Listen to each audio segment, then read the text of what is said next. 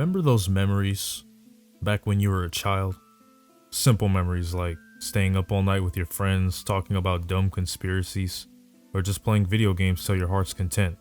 Elementary school, middle school even, when you didn't have much thought regarding your life and its future. Times change and people around you start to become more nihilistic and succumb to life's realities, and so do you. Your vision becomes more cynical as time progresses. These are things I seldom question until I read the manga Goodnight Punpun. Goodnight Punpun captures the essence of human life on an unusually realistic scale, to the point where it made me uncomfortable to even continue reading. It's a story that engages you in the real-life consequences of mental health, detailing feelings of suicide, sexual desires, insecurity, and many of the dark aspects of reality. It doesn't sugarcoat any of the details, and when you want to constantly look away, it forces you to stare into the pages of this dark psychological character-driven tale. Goodnight Punpun is not a simple story at all. I truly do believe that the author made it from many different lenses, and there is no one way that this tale can be interpreted. Any interpretation that you may have upon finishing this story is one that may be correct in the end. In this video, I'll do my best to detail what my interpretation of it is. This story is about a young boy named Punpun. We follow him through his coming-of-age story from elementary school to adulthood. The harsh reality is that nothing good has ever happened in Punpun's life. Even at times when he finds a shred of hope or joy, it's ripped away from him like he didn't deserve it in the first place. He grew up in a household where his parents fought a lot, and for the longest time, he couldn't find an outlet to free himself. He didn't necessarily have the greatest relationship with them, and he often found himself just existing for reasons that he just didn't know why. He would often play with his friends, and even then, he was just shy and self-conscious about everything. He eventually becomes obsessed with a girl named Aiko. This relationship becomes the catalyst for every major event in this story. The people Punpun meets, the relationships that he attempts to cultivate, and his motivations are all driven by his desire to be with Aiko. It's tragic seeing these two grow apart, and even together as the story progresses. It constantly gave me chills and tugged at my heartstrings as I flipped through the pages and saw the most horrific page turns. All I kept thinking to myself was that these two did not deserve this. The narrative becomes more grim as it goes on because you're rooting for them, but everything isn't the way that it seems. The fact that this story is rooted in reality makes it hard. Mere days after finishing it, I still regret becoming so attached to these characters. I won't spoil the ending in this video because I wouldn't want to rob anyone of reading Goodnight Punpun.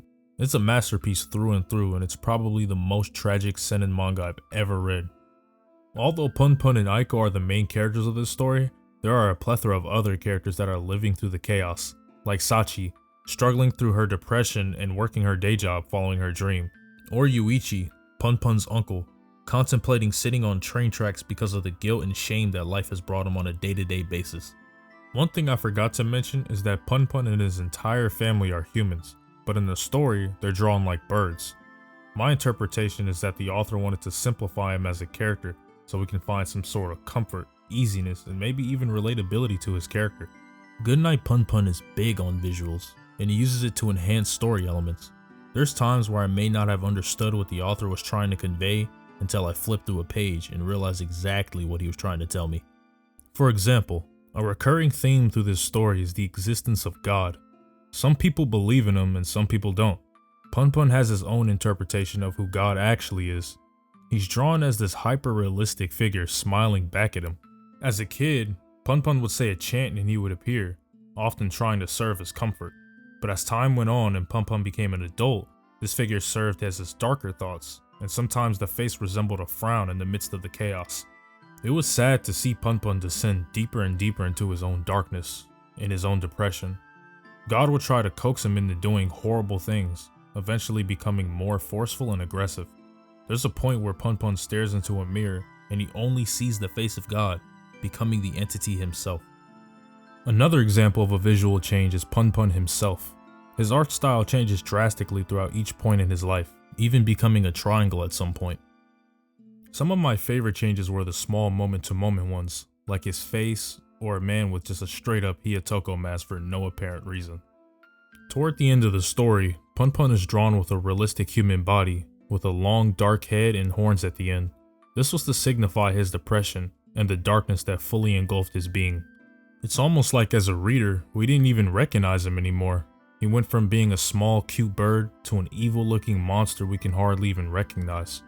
He starts to inherit some of the negative aspects of his origins, like the disillusionment of his mother and Yuichi's self-hatred. Realistically enough, the biggest influences in his youth. His mother hardly treated him like a son, and always saw his father through him. She wanted to kill Punpun and commit suicide when he was younger. As the story progresses and she makes frequent visits to the hospital, she realizes that it's too late to right any of her wrongs in life, especially her wrongs with Punpun. He gains her negative traits later on. Yuichi, on the other hand, was almost like a guide for Punpun in the early chapters. He taught Punpun to use God as a positive influence in his life, despite not believing in God himself. He also gives him advice later on to advance to his adolescence. Unfortunately, Yuichi isn't the best influence himself. He goes through an immense amount of trauma due to his past and blames himself for it. This is where Punpun gets his self-apathy from. The final most important influence in Punpun's life is Aiko. As I said before, Aiko is a character that Punpun met in his youth. There's a tragedy behind the connection between these two, and all the traits that Punpun gains from his family are amplified because of the relationship that he has with Aiko. He becomes anxious about his future, resentful of the present, and disillusioned by his past. Every moment that he's with Aiko is anxiety-inducing for him, and for us as a reader, and the story becomes more immersive as you continue to put yourself in his shoes. This may sound crazy, but the truth is I realize that Goodnight Punpun doesn't have some profound message. Instead, it gets you to understand more of what you may already know, since the story is so rooted in our own reality. I started to understand that Goodnight Punpun is just a story about kids growing up in unfortunate circumstances, much like us all. The deeper message here, if there is one, is that Aiko and Punpun can be any one of us, and that's the sad, horrifying part. The book held absolutely no punches and forced me to understand the dark reality of humanity. With all that being said, it is amazing and I highly recommend it. My only disclaimer is that if you're not ready mentally to read through it, then don't. It is very dark. Don't get me wrong, it has its moments of hope and light that shine through, but it is very much a story that favors showing you the real stuff. I never read anything like this before, and Inio Asano has a very genius way of immersing you into his world. Trust me when I tell you this, Goodnight Punpun is an absolute masterclass of a story. But that's it for me. Thanks for watching, and I hope you all enjoyed this video. Let me know what other manga you'd like to see me cover next on this channel. And once again, thank you so much for recommending this to me.